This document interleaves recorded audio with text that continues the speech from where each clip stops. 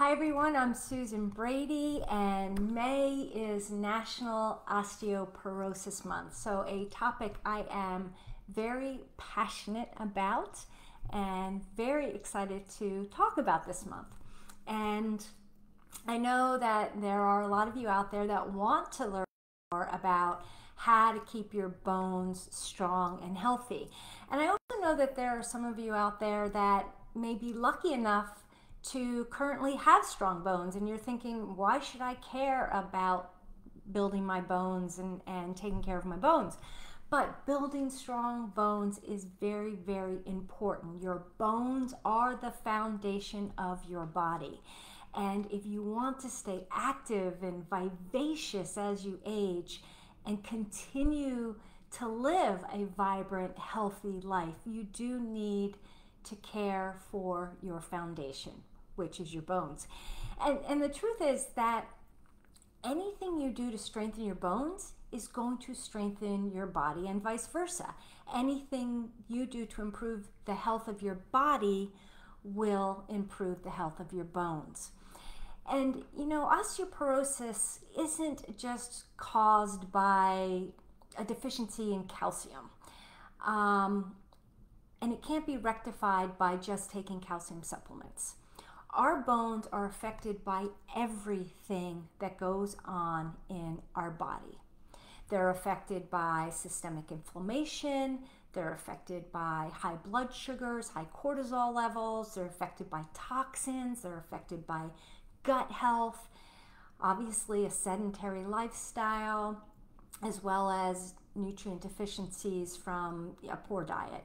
And this is very similar to other chronic diseases that can pop up as we age. These chronic diseases are often associated with the same exact things: inflammation, high cortisol levels, toxins, poor gut health. And this becomes really clear when we talk about the secondary causes of osteoporosis.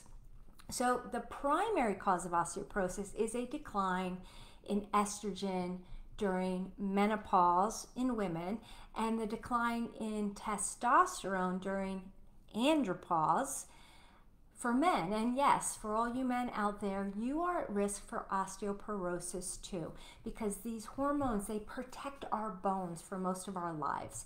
And when we go through these changes of life and we get a decline in these hormones, we lose that natural protection.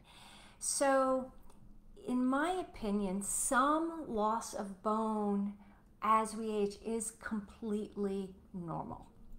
But you take this normal bone loss and then you add the other forces or factors that negatively affect your bones, as well as every cell and organ in your body, and now you're going to get even more bone loss on top of that, and osteoporosis. And that's what we see when we talk about the secondary causes of osteoporosis. So other causes beyond decline in estrogen and testosterone. So in February, I talked about the curious connection of heart disease and osteoporosis, and how high blood pressure is associated with bone loss. But there are a lot of different connections with all different organs and systems in the body. So for instance, there's connection of bone loss with endocrine issues like thyroid disease and diabetes. We see bone loss in certain gastrointestinal disorders like dysbiosis and celiac disease. We see bone loss with liver disease, non-fatty liver disease, kidney disease. We even see a connection of bone loss with issues such as anxiety and depression. And so this is why it's so important to take a comprehensive and holistic approach to treating bone loss, because it's not just about popping a calcium supplement and going for a 30-minute walk every day. And it's also why, if you have other health issues, you do have to be concerned about that secondary bone loss. And I like to say that no cell is an island of its own. every cell in your body, be it a bone cell, a brain cell, a liver cell, a kidney cell, a heart cell. It affects every other cell in the body. So you have to take care of the body as a whole, and that's the approach I take to bone loss. And so I take this approach through what I call my bones method. And this is approach I take very similar when I address any condition in the body. So bones is an acronym with B standing for balanced nutrition, O standing for optimal digestion, N, nurture the soul because sleep and stress is critical, E, essential exercises, and S, safe supplementation. And all of these things need to be addressed and assessed to help to strengthen and build good, healthy bones. And then the last thing I just wanted to touch on is, there is a genetic component to osteoporosis and to many diseases, health conditions that we have. So you may say, oh, well, my mother and my grandfather had osteoporosis. I'm destined to get it as well.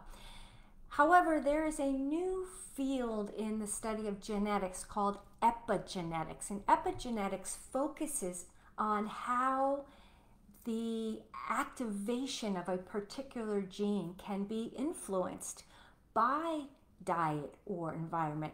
And that means that your genes, any genes for osteoporosis or any disease in the body, can be switched on or off by the quality of food you eat, by stress, by lifestyle, by environmental toxins.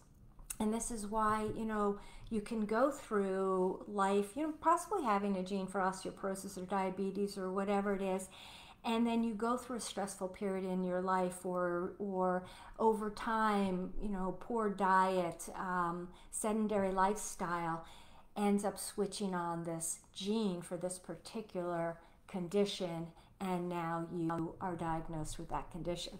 So, researchers have actually located several genes that have been associated with bone mineral density and bone strength and bone thickness, as well as a gene for risk of fracture. So, understanding that these genes are influenced by your lifestyle and your diet and toxins and stress is really important to understand why we take this approach to address all of these issues in order to strengthen your bones. But what you do need to do is that your genes don't control your health. You do. And by taking these proper steps to address these issues, you can switch off these particular genes. So, in honor of National Osteoporosis Month, I'm going to be spending the next several weeks talking about the different aspects of bone health, giving you some tips on how to keep your bones strong and healthy. And again, remember, anything you do to strengthen your bones will strengthen your body as a whole. And if you have any topics in regards to bone health that you want me to address, please reach out and let me know, and I'll do my best to address that topic. And as always, I appreciate you joining me today. Please leave me some comments. I love hearing from you, and I look forward to connecting with you again next week. Have a wonderful day and a healthy rest of your week.